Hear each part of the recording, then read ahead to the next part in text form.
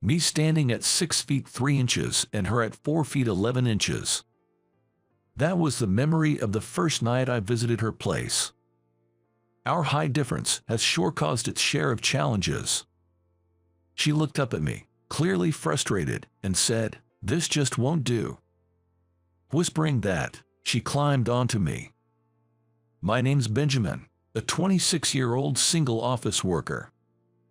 After college, I got a job at the only company that gave me an offer. I know I'm an introvert and a bit gloomy by nature. The company probably made a mistake hiring someone like me for sales. A job in sales is the last thing I'm suited for. But I'd like to think I gave it my best shot. No matter how hard I tried, the gap between my peers and me was evident. I just couldn't meet the sales targets, and the end and beginning of every month were torture.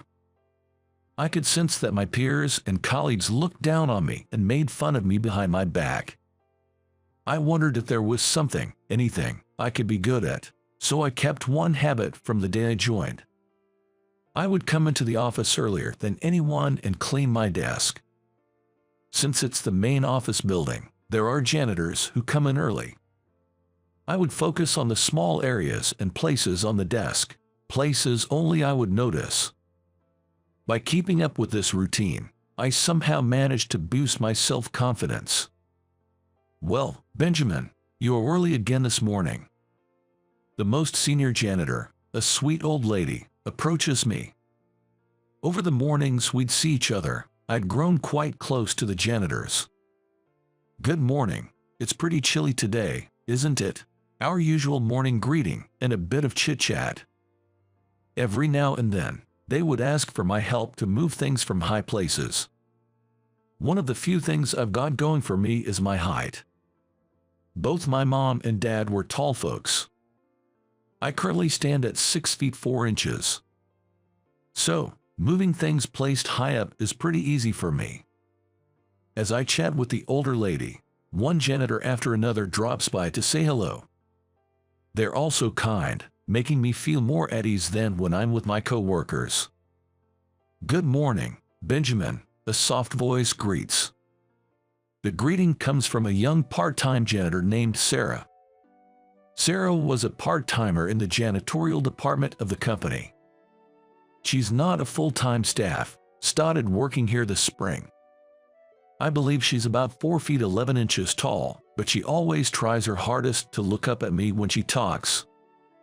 I became close to her around the time she started in spring. There had been a little incident back then. The janitors don't just clean in the mornings, they keep various places within the building tidy throughout the day. That day, Sarah was on her first ever midday shift. She was primarily an early morning worker, so this was her first daytime shift, and she seemed quite overwhelmed with the differences. During the early morning shifts, she rarely encounters any staff other than me. During the day, in the hallway full with employees bustling around in suits, Sarah was approached by one of my peers named Mike. Sarah, well, she's more than just a little cute. I'm not exaggerating, she genuinely is. The first time I saw her, I was so taken aback by her beauty that I completely forgot to greet her. She has porcelain-like fair skin and her face is characterized by large eyes with light pigmentation. I guess Mike too was captivated by her appearance. "Excuse me, I'm working right now." She seemed to be persistently asked for her contact info, answering in a soft voice while looking down. She seemed to shrink, making her already petite frame appear even smaller. "You're just a part-timer, and you're defying a staff member. You're just in cleaning. It's not a big deal to share your contact." Sarah seemed cornered and on the verge of tears in the corner of the hallway. Mike, who always has an intimidating demeanor even towards our peers, seemed relentless in pressuring her. "Mike, just leave her alone. Can't you see she's scared?" I gripped Mike's shoulder and intervened. When Mike turned to face me, he was momentarily taken aback by my height. Probably in the entire office, only a few could look down at the fairly tall Mike like I could. Upon realizing it was me, Mike smirked dismissively. "Oh, it's you. Sarah, you can go back to your work. You've still got a lot of work remaining, right?" At my words, Sarah nodded and muttered "excuse me," and bowed her head. She then swiftly disappeared down the hallway. Mike clicked his tongue in annoyance, watching her go. "Mind your own business. She's none of your concern. Just because she's new doesn't mean you should tease her like that. It's not fair." I guess Mike didn't like the fact that I, who usually doesn't talk back, was objecting. Mike shot me a glare. From that day on, Mike and I were like oil and water. Mike might have been a disagreeable guy, but there was one aspect of him I had to respect. That was his sales record. He always boasted top sales. A feat that's something I could never do, even if I tried my hardest. Not to brag, but I'm known for being diligent and thorough in my work. Yet my sales numbers never improve. I'm often told that I'm a likable person, but that doesn't necessarily translate to sales. The end and start of every month is truly tough. Walking into work at the beginning of the month, I feel a pit in my stomach. I sigh deeply as I flip the calendar page in the office, dreading another month ahead. "Huh? Benjamin," your sighs can be heard all the way out in the hallway. From the office door, Sarah peeked in, smiling. It seemed she was just cleaning the hallway. She smiled, probably trying to cheer me up. "Why does the first of every month have to roll around? It's kind of a downer." In a playful tone, I responded, and she let out a bubbly laugh. I couldn't help but laugh too. It felt like a weight had been lifted off my shoulders, even if just a little. Sarah once confided in me that she was quite shy and found it hard to get along with anyone at work other than me. Even now, she probably dug deep for the courage to get that laugh out of me, knowing that I couldn't be down in the dumps. She's pushing herself out of her comfort zone. I felt that I should step up too, otherwise I might let her down. Normally, I'd keep my head down during our monthly morning meetings. But today, I held my head up with confidence, probably thanks to Sarah. Her presence started to have a growing impact on my life. Then one day, as I was about to head out for an outdoor assignment, I overheard a familiar voice coming from behind the office building. It was Mike's voice. He said he was heading out for some field sales calls. I didn't really want to run into him, so I tried to avoid going his direction, but I stopped for a moment. Between the sound of Mike's voice, I heard a faint voice.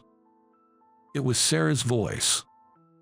She was saying "please stop" in a soft voice. I quickly dashed towards where the voice came from. There, Sarah, looking like she was about to cry, was being held by her thin arm by Mike. "You're still young but already stuck in such a bottom-tier job. Has your life already hit rock bottom? Why not date me? It'd be like hitting the jackpot. Isn't that what you're aiming for?" Mike kept hurling such incredibly derogatory remarks at Sarah, laughing it off. The appalling nature of his words made my blood boils. I forcefully placed myself between them, shielding Sarah behind me. "Ach, it's you again, Benjamin." Mike glared at me, clicking his tongue. I spread my arms wide, hiding Sarah from Mike's view. "Just stop it, man. You're obviously bothering her." As Mike and I argued, some of our colleagues gathered around. Most of them were on Mike's side. It felt like I was on the away team. But I couldn't back down. "Don't pick on her for no reason," Mike mocked me with a sneer. Similarly, the colleagues surrounding me laughed. It was frustrating, but there was nothing I could do. I had to grit my teeth and bear it. Don't act all high and mighty just because you're in front of a girl. You've got the worst sales record this month, right? A guy who doesn't earn much is surely not her type. Huh? Mike ridiculed me, laughing it off. The colleagues just followed Mike's lead. Unable to respond, I bit my lip. The person who came to my rescue was quite unexpected. "Hey, it's cowardly to gang up on one person like that. Haven't you grown up yet to realize that?" An elderly woman, the most senior janitor among us, scolded Mike and his gang, raising an eyebrow. The force and momentum of her words made Mike and his group take a step back. There's certainly something about the aura of the elderly. Moreover, there's a rumor that this lady is quite close to the CEO. Given she's been here for quite some time, that rumor probably holds some truth. Mike must have remembered that rumor. "Whatever, old lady." With those dismissive words, he hastily left. "Thank you so much. You saved me. I was of no help at all," I said, scratching my head. The elderly lady firmly shook her head. "It's the intention to help that's truly admirable." Hearing those kind words, I felt a bit embarrassed. I'm not used to receiving compliments. The only person who ever praised me was my late mom, I believe. "Benjamin, thank you so much. I always seem to be in need of help. Please allow me to repay you sometime," Sarah said with a whispering voice while facing down, probably still in embarrassment. I could see her slender neck turning bright red. I felt like I'd caught a glimpse of something I shouldn't have and my heart raced.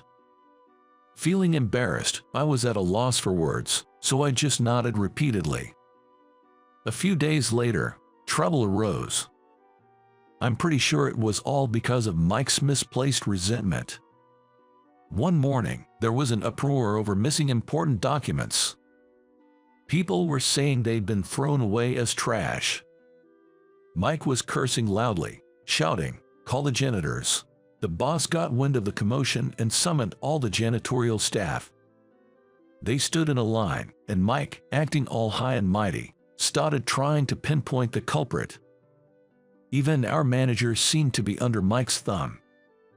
Honestly, the manager should have put a stop to this kind of public shaming. But he didn't.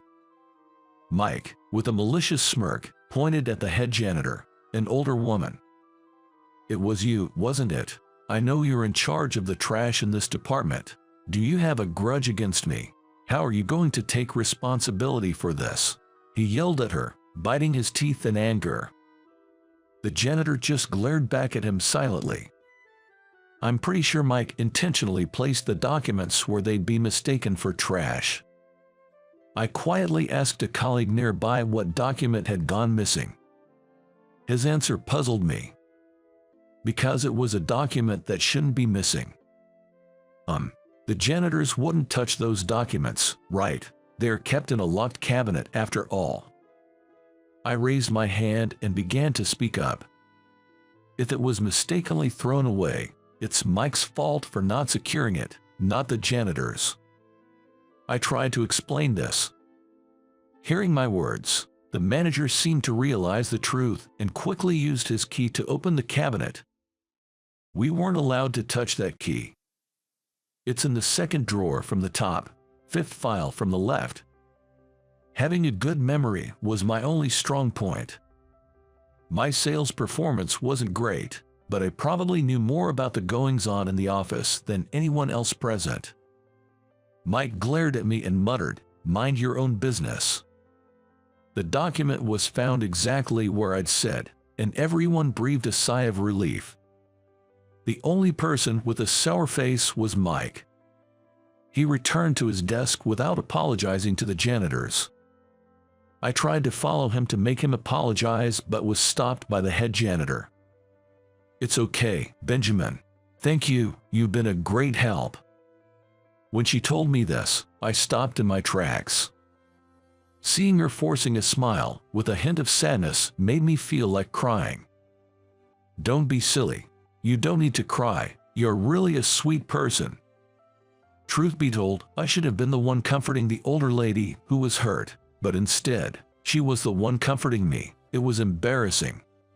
As I escorted her to the hallway, I noticed the CEO hiding behind the door. He might have witnessed all the havoc. Tearing up at work, that's unprofessional. After the CEO saw my embarrassing moment, I fell down for the rest of the day. That weekend, there was a party for the company's foundation anniversary. Once a year, those with outstanding sales and contributions to the company are honored at the party. The event is meant to boost employee morale and appreciate their efforts. Everyone associated with the company gathers here. Contractors, custodial staff, and the chefs from the cafeteria all were in attendance. It was set up as a stand-up reception, and everyone was in a relaxed mood that day. I'm not good with glamorous settings and large crowds. Honestly, I just wanted to escape from the party. To make matters worse, my peers were continuously being recognized. One after another, they were called and proudly ascended to the stage, while I merely watched from below. I understand that's just how it is, but it's hard not to feel disheartened. I kept wondering if there's really a place for me in this company. Of course, Mike was honored as the best salesperson. Seeing his proud face made me feel a bit jealous. I tried to blend into the wall, and that's when I noticed Sarah also trying to stay out of sight. I'm not good with these events, Sarah said with an awkward smile, to which I replied, me neither. I could see Mike and some others looking for someone. They were weaving through the janitors, probably looking for Sarah. I gently hid her behind my back. Being petite, she easily disappeared behind my 6'3" frame. Just stay behind me. Being tall is the only thing I've got going for me. Sarah placed her hand on my back and whispered a soft thank you, so faintly that only I could hear. She stayed hidden behind me until the CEO finished his speech. Once the party was over, most of the employees headed out for the after party. I was left alone, as usual. It's always the same story.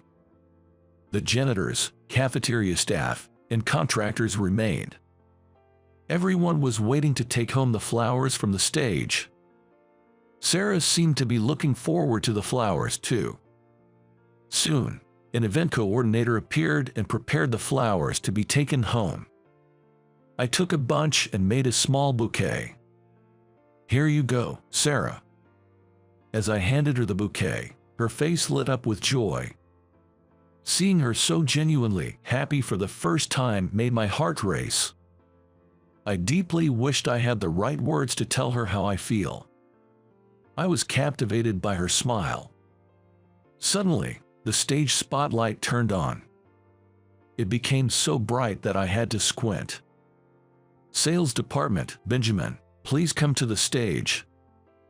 A loud voice called my name in a sudden, and I jumped in surprise.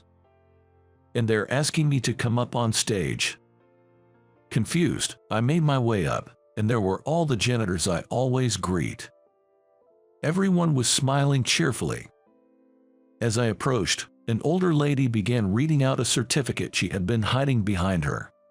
Benjamin, we present you with this award for being the kindest and most wonderful employee in this building. They handed me a handwritten certificate on a regular piece of paper. Where it should have had the CEO's name, there were names of the janitors and other workers. Towards the end, it looked almost like a collection of signatures. It was a lively certificate, and it warmed my heart. I had never received such a heartfelt award before. Really, for me. Thank you, I'm so touched. I clutched the certificate to my chest with both hands. It felt like everyone's warmth was flowing into me. This is the best award ceremony, isn't it? Suddenly, from the entrance, there was a loud applause and voice. Looking over, to my shock, the CEO was clapping for me. What? The CEO? Whoa! I was too overwhelmed to speak. After all, in my eyes, the CEO was almost a celestial being, not someone who would clap for just me. And he was approaching me saying excellent. I hurriedly stepped down from the stage and bowed to the CEO. It seems like they really admire you. They told me you always greet them early in the morning and help with the cleaning. The CEO said with a kind smile. In my nervousness, I shared something I didn't necessarily need to. I explained to the CEO that my late mother always told me, greeting is a basic human courtesy. I wanted to say it was her teaching, not my merit. The CEO patiently listened to my rambling. I realized how understanding he truly was. After listening to my story, the CEO suddenly got an idea. Benjamin, from tomorrow, you'll be transferring to the secretary's office. I want you to work in a department where you can fully utilize your skills. Stunned by the sudden announcement, all I could say was what? And could I even handle such a responsibility? There's a saying, right person in the right place. I want a secretary with compassion, someone who can understand people's feelings. You're perfect for it. The first to cheer at the CEO's words was Sarah. That's amazing, Benjamin. Congratulations. She was jumping up and down with joy, almost as if she herself had been promoted. Seeing her reaction, even the CEO began to laugh. And then, in a voice no one else could hear, the CEO whispered to me, "You two look good together." So much was happening all at once, and I was struggling to process it all in my head. To add to it, the boss cheekily said, "Let me play matchmaker for you." I replied with confidence, "I'd appreciate it if you did." Seeing me like that, the boss smiled with satisfaction. I wanted to express my deepest gratitude to my late mother. Such a miracle could only have happened because of her teachings. After the CEO left, Sarah ran down from the stage and hugged my arm. Her soft and petite body made my heart race, as if it might burst. A few years later, I wasn't alone anymore. When I finished work and came home, she was there to greet me. Sarah and I got married 2 years after that company's founding anniversary party. I remember the night she first invited me to her apartment. Me at 6 feet 3 inches and she at 4 feet 11 inches. Our height difference did cause some challenges. "Is this okay?" I asked her. She responded with a discontent look, staying silent. What should I do? Her face clearly showed her dissatisfaction with whatever I was doing. "This won't do," Sarah murmured and suddenly jumped onto me. Even though she's light, the sittiness caught me off guard. "Benjamin, a bit more to the right," she struggled atop my back. She was cleaning the top storage space in her room. Even though we decided to move to a new place after getting married, her room was still a mess. Turns out, the reason she had a cleaning job was that she was terrible at tidying up. When I found out, I couldn't help but burst into laughter. Despite it being our first night together, we were both covered in dust, cleaning. I moved right and left, following her directions while she was on my back. We must have looked ridiculous. It was silly, but it made me smile. When we're married, I'll handle the cleaning. Don't waste my efforts. That's how our first night together passed. Now, it's truly a cherished memory. Of course, our matchmaker was the CEO. In gratitude for all he'd done for me, I worked tirelessly and was recognized for my contributions to the company's growth by receiving the CEO's award. I became the first employee outside of the sales department to get an award. It was a moment of pride, knowing that I'd kept the promises I'd made with my mother all these years. She sat in a bustling downtown corner where the brilliant neon lights never fade all night, gazing absently at the passing people. Flashy makeup, Alyssa, 15 years old. She doesn't look like she's in middle schooler, the only daughter of my boss. It happened a few days ago. I was invited to a bar after work by my direct supervisor, John. John and I attended the same university, and he was exactly a generation older than me, 38. Leo, I feel bad bringing this up for personal reasons, but actually, I have a favor to ask you. Oh really? What do you need? As I leaned in, John said, I'm getting a divorce. John married his age mate when he was 23. It was a shotgun wedding. They were happily married in their 20s. However, entering their 30s, disputes between the couple, mainly revolving around their only daughter Alyssa, increased. John is rather permissive. On the other hand, his wife tended to micromanage even the small stuff. For example, John said, Alyssa was in 3rd or 4th grade. His wife realized they were running out of mayonnaise while making potato salad. So, she sent Alyssa to the local supermarket.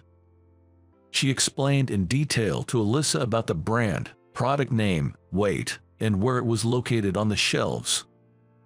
However, what Alyssa brought back was different from what her mother had specified. Even if they wanted to exchange it, Alyssa had lost the receipt somewhere. His wife scolded her harshly, and Alyssa began to sob.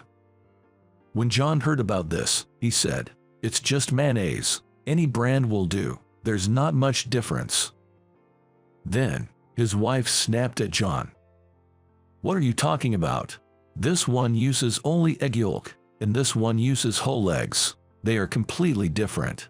Before John could argue, his wife's anger was again directed at Alyssa. I explained so much.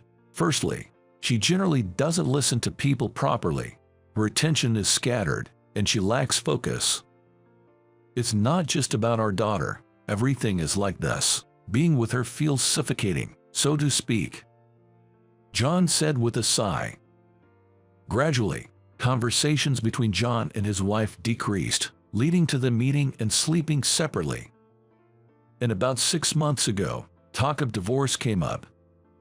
Neither had any objections to the divorce. My wife has already left the house and started a new life with her parents. So, the problem is, it was about Alyssa's custody. They were arguing over who would have custody during the divorce negotiations. Under the law in America, when divorcing, it's necessary to decide the custodian, either the father or the mother. She is clinging to Alyssa's custody as if it were a lifeline. According to John, his wife is declaring that she wouldn't hesitate to bring it to court mediation instead of a settlement. "So, what do you need me to do?" I asked. "I need your help with my daughter, Alyssa." John, with his eyes reddening as if he was about to cry, said to me, "So, here I am, in the sparkling neon night of downtown, with a photo of Alyssa given to me by John. The photo was taken secretly by John, who was worried about Alyssa going out late every night recently. Flashy makeup, clothes that boldly revealed her skin. She looked mature in the photo, but seeing Alyssa in person was strikingly more alluring. I approached her as she was sitting in a corner of the downtown area. "Hey, you, could you, She raised her head to look at me. Her eyes were filled with distaste. "I'm not into that sort of thing." She spat out the words and walked away from me. John's request to me was to stop Alyssa from, well, roaming around or hanging out every night. Alyssa's behavior started to change after John's wife left home. She continued going to middle school but quit her tutoring classes on her own. She would lock herself in her room at home and didn't talk to John. They hardly saw each other. And she would go to the downtown area night after night, not coming home until 11 or 12. John was genuinely worried about his daughter, Alyssa.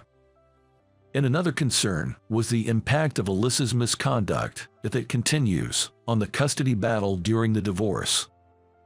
In divorce mediation, decisions about custody are made by evaluating which parent has more love, financial stability, and caregiving ability.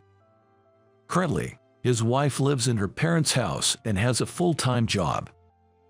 There is no financial issue, and her parents are there to look after Alyssa when her mother is at work. On the other hand, John has no financial problem, but if Alyssa continues to reject him and stays out late, his caregiving ability will be questioned, putting him at a considerable disadvantage. John was also losing his confidence as a father. I think it's futile for me to talk to her directly. I think she won't listen, but I also can't force her. Thus, he asked me, who has a middle school teaching certificate and tutored students during college, to persuade Alyssa. The time limit was 1 month until the next divorce consultation. Since then, I've been visiting the downtown area every night after work, trying to make contact with Alyssa. Thinking that revealing I was asked by her father would be counterproductive, I hid my real identity from Alyssa. She was often with girls her age, so it was hard to find the right timing to approach her. So, I started by letting her recognize my face, pretending to be hanging around a little far from where she could see and occasionally glancing at her. Even so, this is risky. She doesn't look like a middle schooler at all. If I had met her in this town by accident without knowing she was Alyssa, I accidentally swallowed my saliva and shook my head to dispel the improper thoughts. In hindsight, I seemed suspicious to Alyssa and the other girls. That night, too, as I was loitering across the street, a girl with high-tone colored, medium-cut hair blocked my way. She looked about 18 or 19. "What's your business with that girl?" Her voice was unexpectedly intimidating. Seeing me flustered, she said, "You don't look like a patrol officer, so, do you have any business with her?" I said no and ran away. I decided to withdraw that night and reported to John. John, sounding downhearted, said, "I see, I'm sorry." Then, as if he thought of something, "Alyssa loves strawberry-flavored things, whether it's chocolate, ice cream, or cake." He suggested using strawberry sweets to start the conversation. It was the 14th day since I started visiting the downtown area where Alyssa hangs out. Finally, the chance came. That night, I went straight there from my office. Alyssa was alone. The girl with the high-tone medium cut wasn't there either. I hastily bought 2 strawberry-flavored cream puffs at a nearby convenience store and ran to where she was. "Do you want this?" Alyssa glared at me. I held out the cream puff to her. Alyssa's eyes brightened for a moment. Then, turning her face half away, she snatched the cream puff from my hand and took a silent bite. I sat down next to her. "Why do you come here every evening?" I asked, and took a bite of my cream puff, too. "What about you?" "Me, I'm just killing time." Alyssa glanced at me sideways and continued to eat her cream puff. "I don't think it's good." As I started to say that, she swiftly stood up. "Thanks for the treat," she said, about to turn her back to me. "Aren't your father worried about you?" Alyssa turned around and looked straight at me. "That's what this is about." "What do you mean?" Alyssa pointed near the left side of my chest. I came straight from work, so I was still in my suit. On the left collar of that suit, where she pointed, a company badge was shining. "You work at the same company. My parents sent you to watch over me." I quickly grabbed her arm. Then, I told her about how John, as her father, was worried about her, and how if things continued this way, there might be a chance they can't live together. "Your father believes you won't listen to him. That's why he sought my help," with tears in his eyes. She shook off my hand and disappeared into the city crowd. I trailed her and searched around for a while. When I returned to the original spot, she was nowhere to be found. "So, it was you."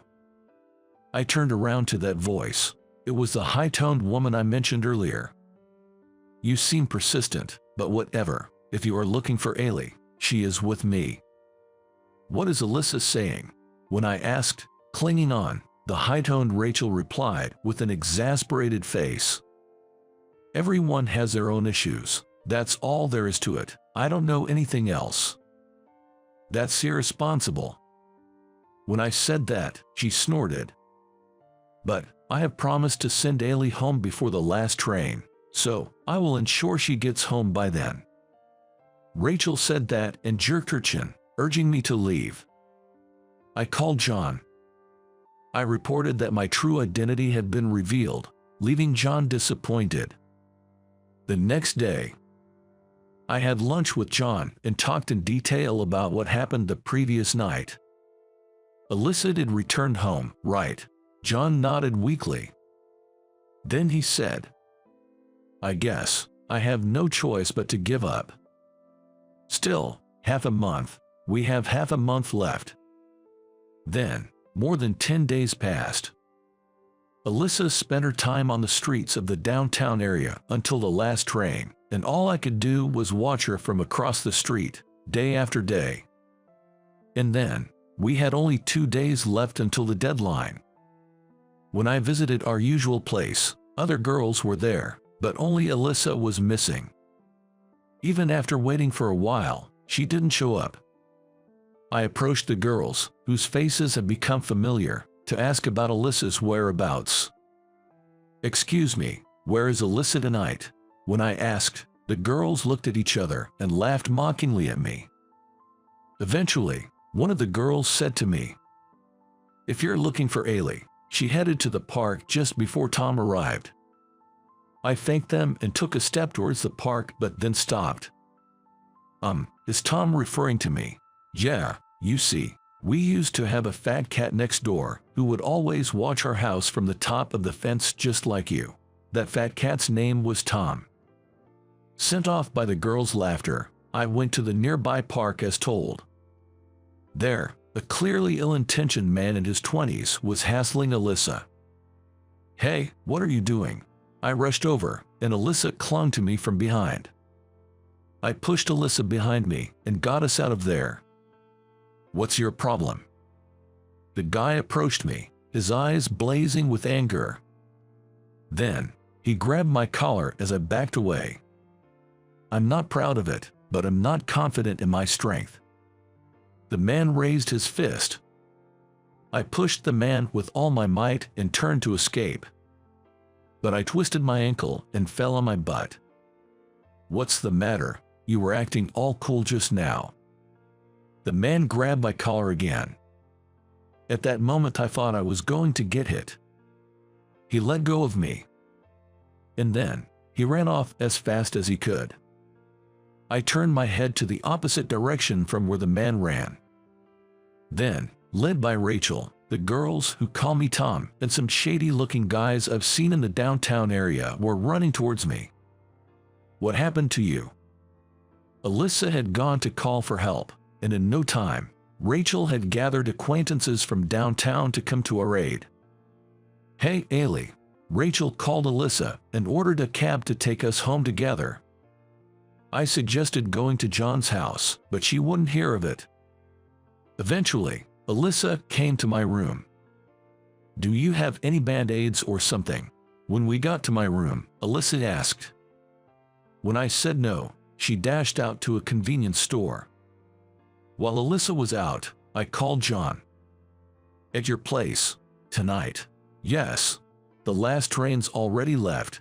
If she stays over, we can talk about various things. John seemed a bit bewildered. By the way, she hasn't gotten into stuff like that, has she? I, feeling agitated, asked what he was referring to. I mean, booze and cigarettes. If my daughter has dabbled. Oh, that doesn't seem like it. I wondered why I was flustered. What did he mean by that? I was confused myself. Soon after ending the call with John, Alyssa came back home. Excitedly, she had a convenience store bag in one hand. Here, I bought them.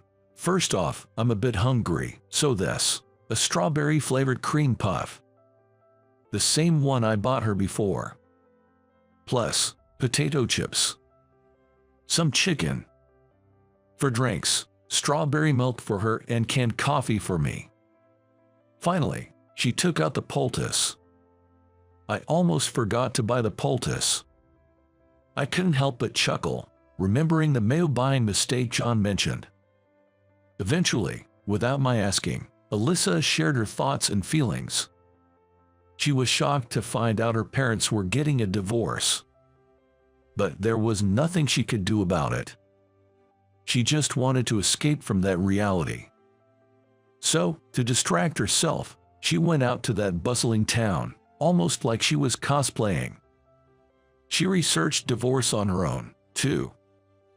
After all, Dad and Mom just want custody, don't they? Those were heavy words. Indeed, I thought it might be the parent's ego, wanting to become the custodial parent.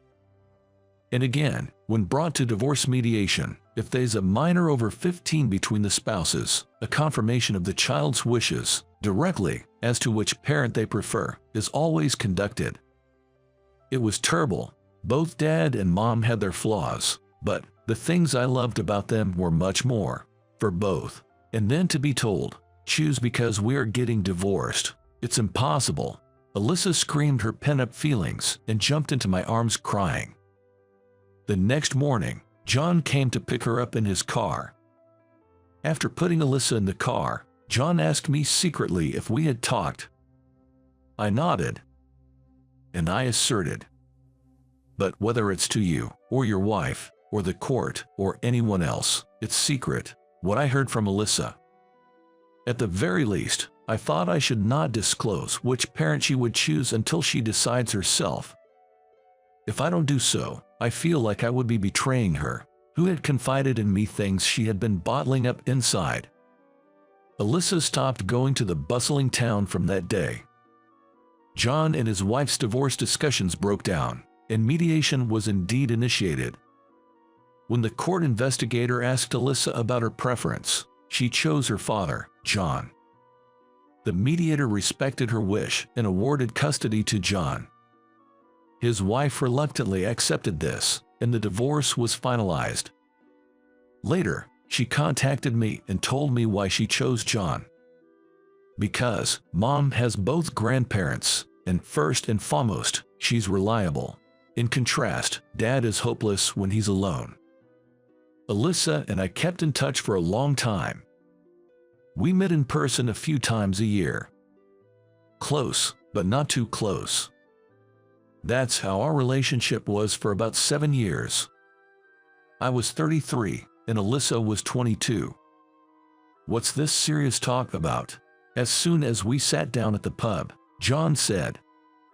"It's been a while since I drank with John since I moved apartments. I was the one who invited him. It had been a long time since I came to this city at night. The busy district that 15-year-old Alyssa used to visit night after night. Alyssa chose and booked this place. Actually, Alyssa will be here soon."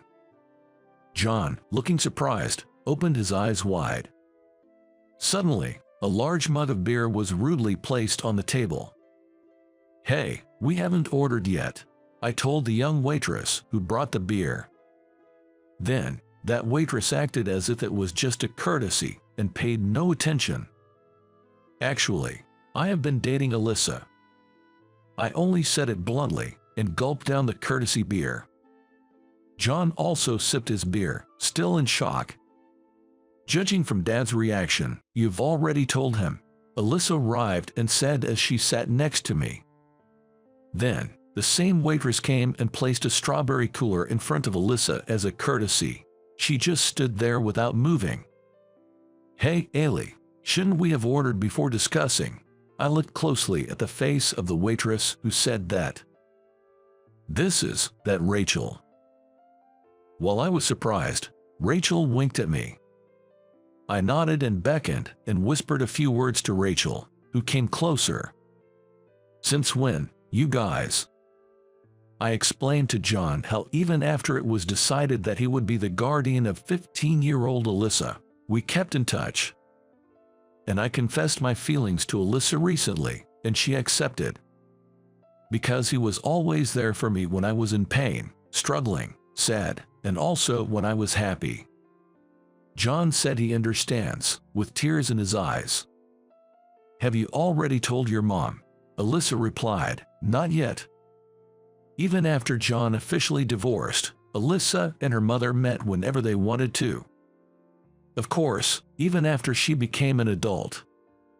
John strongly grasped my hand, placed on the table, with both his hands. Will I be called Dad by Leo, who's only a generation younger? Shall we try, maybe now? As John and I smiled at each other, not Dad, but suddenly, a granddad. John and I were stunned by Alyssa's words. Hey, come on, both of you. I'm just kidding. It's obviously a joke. The three of us burst into laughter. Can we serve the food now? I had them wait as requested.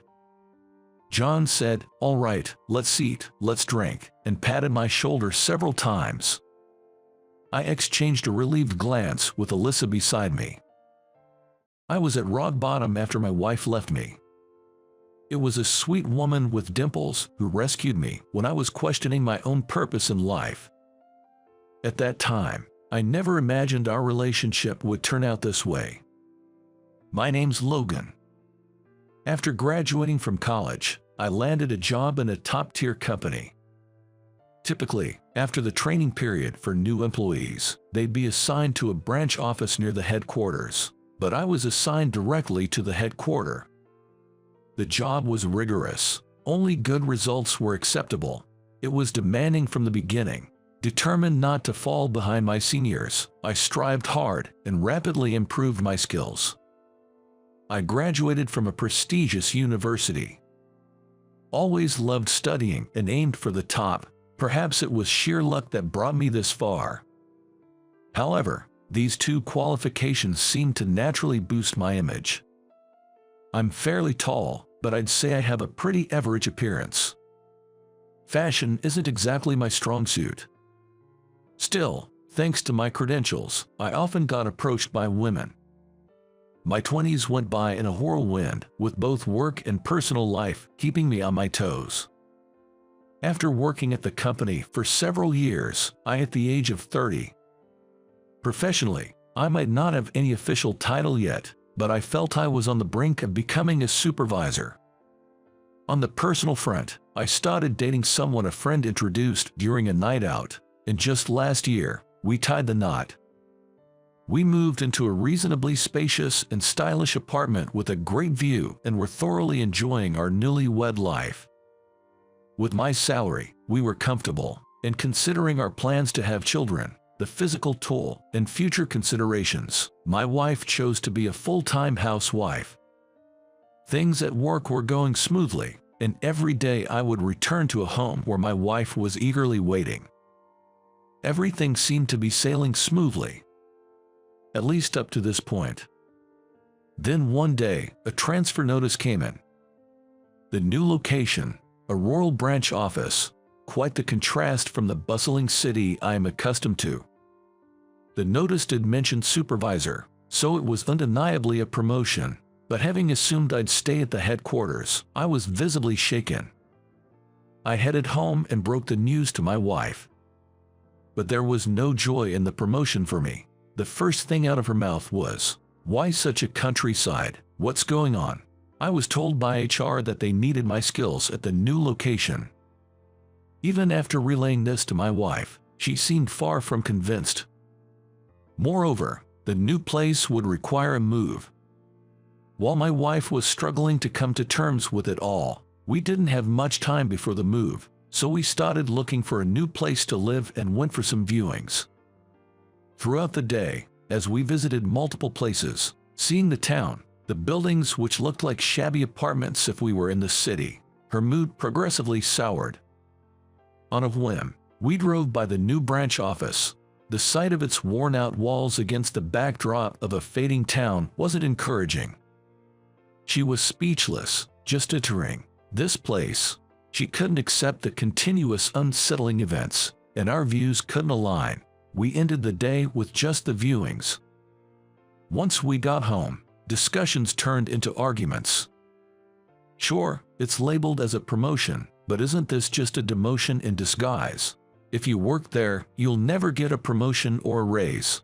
We could be living below our means for the rest of our lives. So my wife complained in tears. Our discussions reached a deadlock, and before we knew it, moving day arrived. We decided to keep our electronic appliances in the city apartment for now.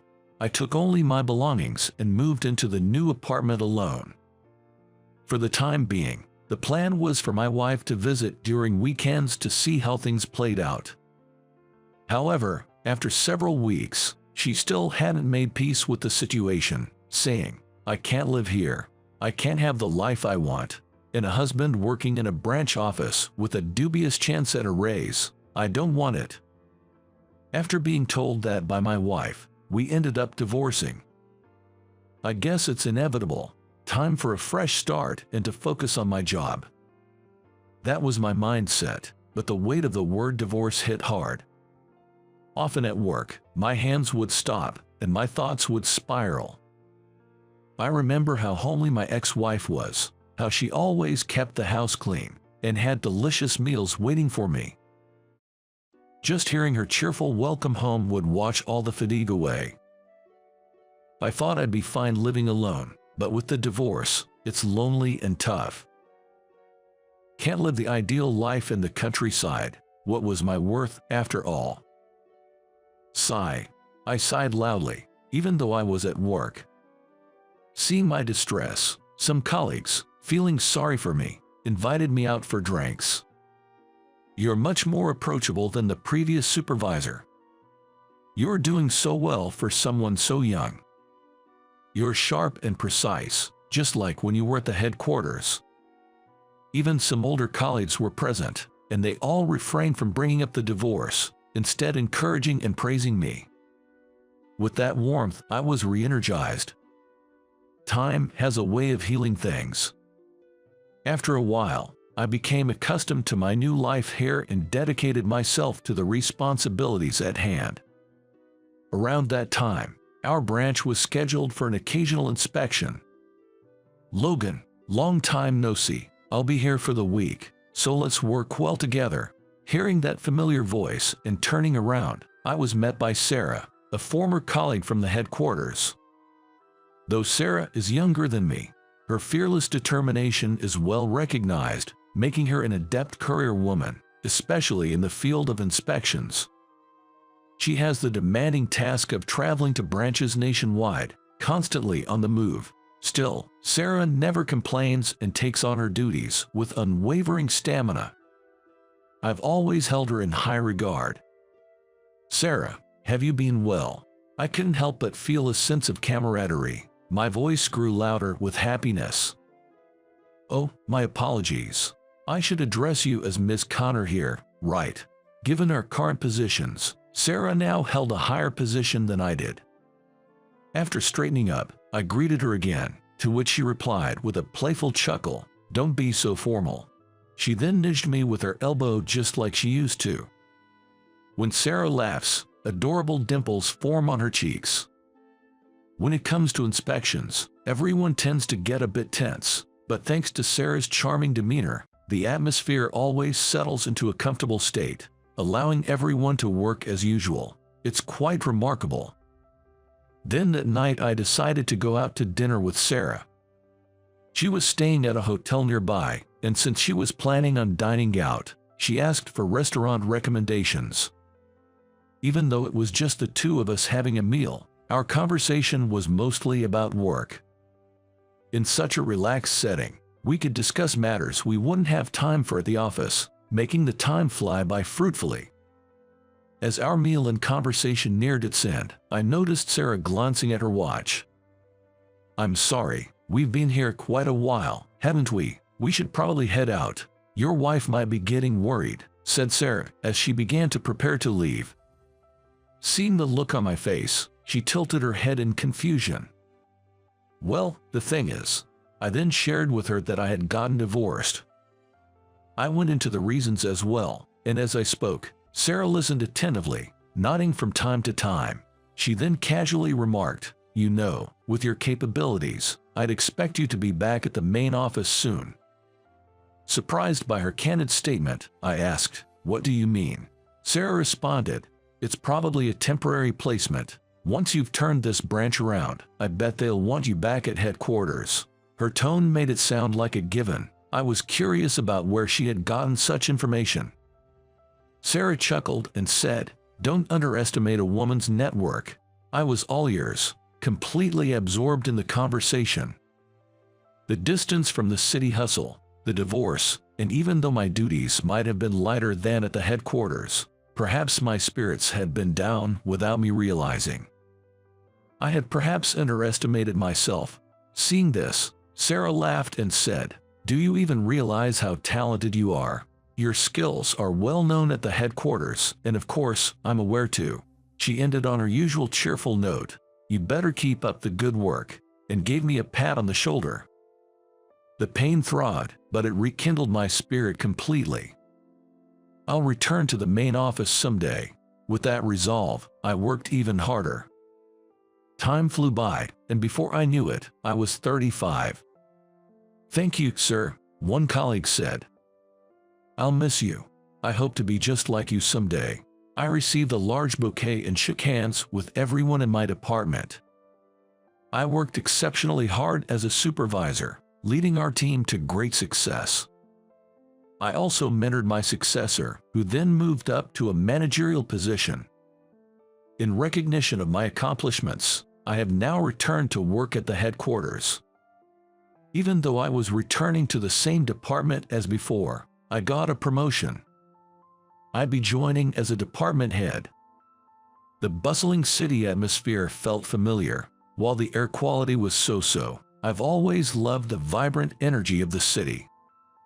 I took a few days off to handle my move and settle down before officially starting at the main office. My colleagues at the headquarters, knowing it would be hard to coordinate once I got busy, decided to throw me a welcome back party during this break.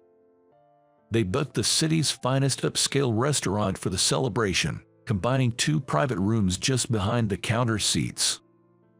Seeing all those familiar faces and sharing the joy of working together again naturally brought smiles and lively conversations. Just as I thought the day would end on a high note, something unexpected happened. When I looked towards the counter to place an additional order, a customer walking in caught my eye. Looking closer, I realized it was my ex-wife. And she wasn't alone, she was with a man. Our eyes met, and she looked as startled as I felt, freezing in place. The man noticed and asked my ex-wife, "Who's that?" Snapping back to reality, she gave a wry smile and replied with a sigh, "Oh, that's my ex-husband." The man then said, "Oh, that guy," and looked at me with a wry smile. There wasn't much left to say. She seemed to feel the same, promptly turning her back to me, and both of them took seats at the counter. I didn't let it bother me and continued chatting with my colleagues. However, on my way back from the restroom, my ex-wife called out to me. "Why are you here?" she asked with a cold tone in her voice. "I came back," I replied in the same tone. She laughed dismissively and remarked, after being demoted, "You sure had the guts to come back. You probably screwed up again, didn't you?" Giving me a pitiful look. The man sitting beside her seemed to be asking her about me. Graduating from a prestigious college and then getting demoted. Makes no sense, he sneered. Irritated by their comments, I said, "Well then, ready to leave." However, my ex-wife quickly pulled the man close to her and gloated, "He's quite impressive, isn't he?" Without me asking, she began to brag about how he works for a top-tier company, how talented he is, and how his future is so much brighter than mine. Every now and then, she'd throw in a resentful comment about me. From time to time, her bitterness towards me mixed in. As for the man, while he said, "Don't talk like that, it's sad for your ex-husband," he didn't seem entirely displeased with her praises. He chuckled condescendingly at me with every nod he gave. I tried to tune them out, looking for the right moment to head back to my seat. Just then, a colleague heading to the restroom stopped in his tracks. "Hey, isn't that you, Jake?" My colleague recognized the man and addressed him. "Oh, it's a pleasure. Quite the coincidence," Jake responded. It seems they know each other. They started chatting lightly, but the man kept stealing glances at me. "Wait, do you work with this guy?" Pointing at me, he asked my colleague. I wonder if they seemed close. My colleague looked surprised that the man didn't recognize me. "Hey, you can't talk to him like that. He's our new department head, and so young and impressive. You should greet him properly. I mean, seriously, this man, this Mr. Stern, is something else. He's the youngest ever in our company's history to be promoted to this position." My colleague gleefully shared this, briefing me on the details about this Jake guy before taking off. Turns out, this man is a sales rep from a major supplier who frequents our department. After hearing about me from my colleague, the man whispered, "Is Logan the one I've heard rumors about?" His face progressively paled. My ex-wife seemed momentarily stunned but soon snapped, "Wait a minute. You mean he's higher up than you?" and confronted the man with a frustrated look. Still pale-faced, the man muttered something about needing to greet me properly but was taken aback by my ex-wife's rebuke. There's no point in sticking around to watch their spat. I locked eyes with the man, saying, "So you're Jake, right? I'll remember that," with a pleasant smile, then made my way back to my seat. Yet, I could still hear voices from behind. Glancing towards the bar seats, my ex-wife and the man seemed to be having an ongoing dispute. When our eyes met, Jake quickly looked away, urging my ex-wife, "Let's leave now," and quickly settled the bill. With a face portraying sheer frustration, my ex-wife gave me one last glance, then slammed the door on her way out. Soon after, I returned to my dream position at the company's headquarters. From day one, with a hectic schedule, I felt that old buzz, making me even more passionate about my job. Some time later, I bumped into Jake at work. He immediately approached me, deeply bowing, apologizing for his rudeness that day. I told him I didn't mind at all anymore, but given his sincere regret, I offered, "Want to grab some coffee?" After a couple of sips, he let out a long sigh, finally appearing relaxed. We made small talk about work, but the conversation naturally shifted to my ex-wife. Apparently, they had a falling out. Whether it was her pride or something else, she ended up breaking things off with Jake. I couldn't help but be slightly baffled. Was she so set on snagging a well-educated, high-earning man? I feel sorry for my ex-wife, too, even though she is beautiful to look at, cheerful and friendly, and has many good qualities. Though Jake came off as a jerk that day, I've heard from others that he's genuinely talented. I cheered him on, telling him to keep his head high. After work, as I stepped out of the office, my phone rang. The screen read, "Sarah." Before I could finish saying hello on the phone, Sarah eagerly started talking. "Hey, it's me. I'm coming back this Sunday." Her voice was as bubbly as ever. Since that inspection, Sarah and I had kept in touch. At first, our conversations were mostly about work. Sarah would often give me a piece of her mind, always offering emotional support. I think the reason I never gave up and aimed higher was probably because of her presence. "I know you better than anyone else. Have some confidence and just do it." That's how she sounds on the phone. Even though she's supposed to be younger than me, it makes me laugh, wondering who's really the older one. Then on Sunday, I waited for Sarah at the JFK airport lobby. When Sarah saw me, her face lit up with a broad smile, and she hurried over. "I'm back," she said cheerfully, and Sarah hugged me. Being embraced in such a public place, I was taken aback and embarrassingly stuttered, "Welcome back." I tentatively put my arm around Sarah's back, not sure how to react in the situation. Then Sarah looked up at me with an expectant expression and said, "Don't you have something else to say?" I could feel everyone's eyes on us. It was hard to admit, but I looked at her and said, "I love you, Sarah." But she teased, "Is that all? Isn't there more?" making a mischievous face, urging me to say more. I felt like my face was on fire. But I knew I had to say it now, so I gathered my courage and proposed to Sarah right there. As Sarah and I communicated frequently, we became closer. We both knew our feelings for each other were growing, but I feel sorry for his ex-wife, too, even though she is beautiful to look at, cheerful and friendly, and has many good qualities. Sarah traveling to various branches nationwide and having long overseas business trips. We hardly got a chance to meet. During this time, I once confessed my feelings over the phone, but she told me she wanted to hear it in person. And in time, we officially got married and became husband and wife. Hey, look, I found this adorable mug and just had to buy it.